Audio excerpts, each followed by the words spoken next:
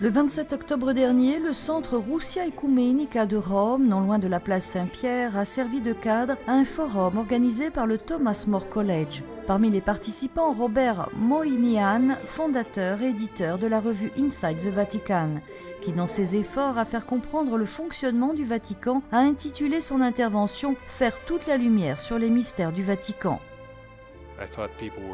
Je me rendais compte que les journalistes dans leur travail se concentraient sur des questions superficielles, emphatisant les aspects plus marginaux, et qu'ils présentaient les faits en donnant une vision déformée de la foi de l'Église.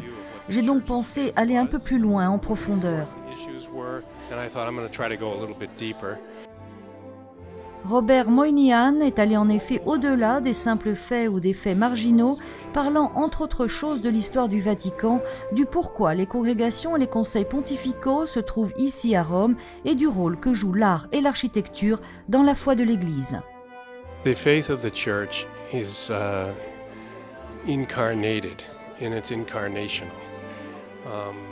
La foi de l'Église est incarnée et incarnationnelle. Selon notre conception du monde, nous sommes liés à la réalité ultime de Dieu de manière très concrète, grâce à l'incarnation de son Fils qui s'est fait homme. Incarnation of his Son, who became man.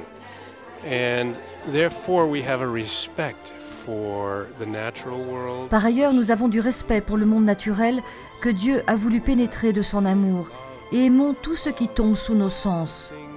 C'est pourquoi nous ne devons pas refuser les choses que nous voyons, écoutons et touchons.